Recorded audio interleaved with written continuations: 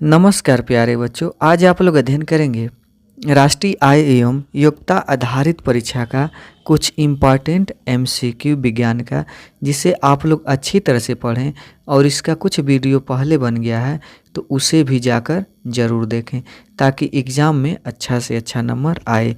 तो जिसमें यहाँ पर पहला है कि वह तत्व जिसमें यौगिक बनाने का एक बृहद गुण है, तो वह है कार्बन। कार्बन बहुत ज़्यादा यौगिक बनाता है, तो इसमें पहला का ऑप्शन ये सही है। कार्बन की संयोजकता है, तो कार्बन की संयोजकता 4 होती है। अगला प्रश्न है कि कार्बन समूह के अन्य 2 तत्वों के नाम है जो कार्बन के समूह में पाए जाते हैं, तो वह है सिलिकॉन और जर्मेनियम।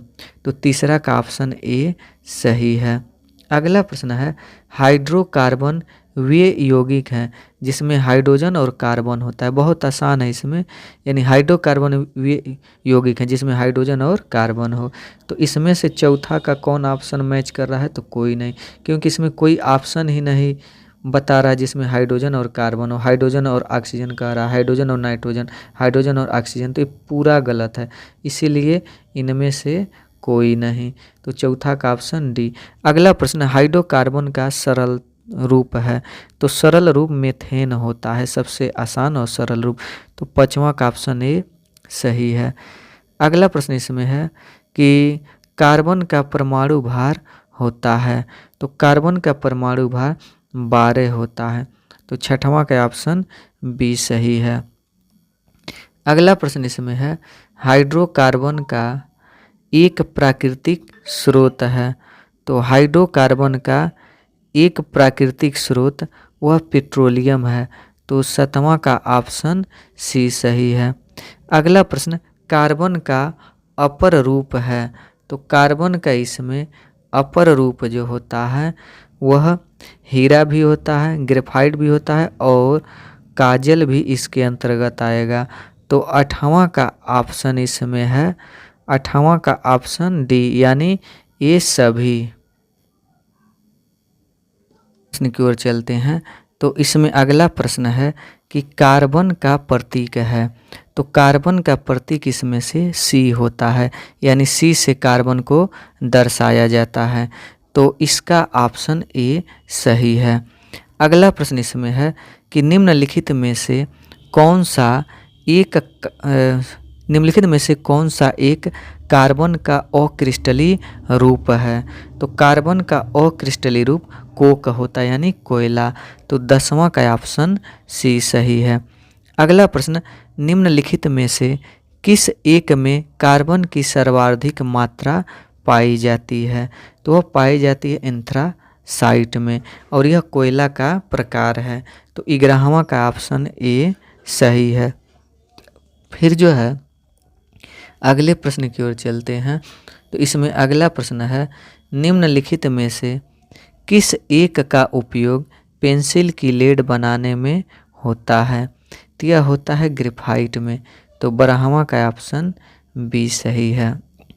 अगला प्रश्न है कौन सा एक विद्युत सुचालक है? तो इसमें से विद्युत सुचालक ग्रेफाइट होता है। तो 13वां का ऑप्शन ए सही है।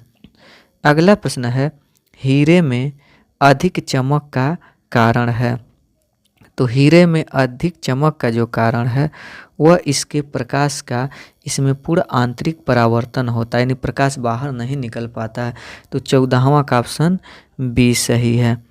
अगला प्रश्न है मार्स गैस कहलाती है, तो मार्स गैस मेथेन को बोलते हैं। तो 15वां का ऑप्शन सी सही है।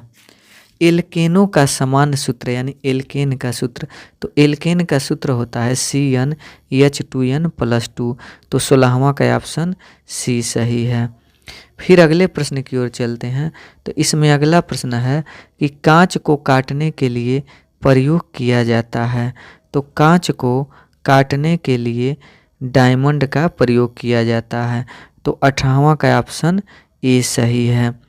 हीरे का सर्वाधिक उत्पादक देश है, तो हीरे का सर्वाधिक उत्पादक देश दक्षिण अफ्रीका है। तो 19 का ऑप्शन बी सही है।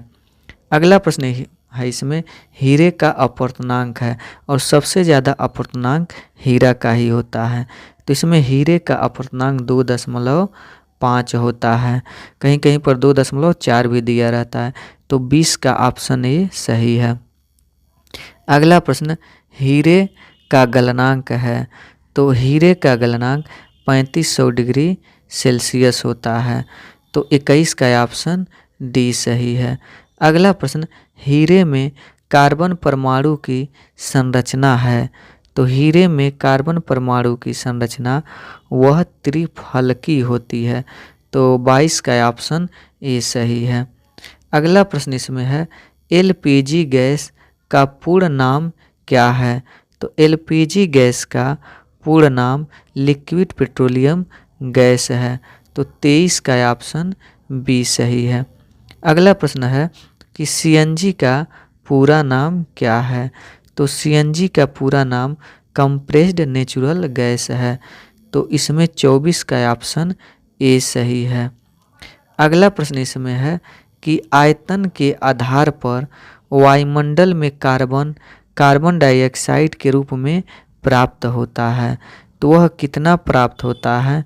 तो वह लगभग 0.03% प्राप्त होता है। तो 25 का ऑप्शन बी सही है। अगला प्रश्न है कि कार्बन परमाणु परिवर्तित होते हैं। तो कार्बन परमाणु जो परिवर्तित होते हैं जीवित से अजीवित के रूप में या अजीवित से जीवित के रूप में। तो इसलिए इसका ऑप्शन यह सी सही है, ए और बी दोनों। अगला प्रश्न इसमें है कि कौन सा एक कार्बन चक्र का भाग नहीं है। तो इसमें कार्बन चक्र का भाग श्वसन, प्रकाश संश्लेषण, स्वांगीकरण नहीं है। तो ऑप्शन डी इसमें है। फिर अगला प्रश्न, निम्नलिखित में से कौन सा एक कार्बन का क्रिस्टली रूप है। तो इसमें से कार्बन का क्रिस्टली रूप ग्रेफाइट है। तो 28 का ऑप्शन डी सही है। अगला प्रश्न इसमें है कि अब भारत में हीरा कहाँ नहीं पाया जाता है। तो हीरा जो है वो कर्नाटक में गोलकुंडा में नहीं पाया जाता है। तो 29 का ऑप्शन सी सही है। अगला प्रश्न है कि हीरे का वजन कैरेट में व्यक्त किया जाता है। 1 कैरेट बराबर होता है। तो 1 कैरेट बराबर होता है 200 मिलीग्राम। अगला प्रश्न है कि फुलेरीन एक अपर रूप है। तो फुलेरीन जो है एक कार्बन का अपर रूप होता है।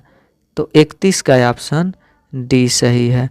अगला प्रश्न इसमें है कि फुलेरीन कार्बन का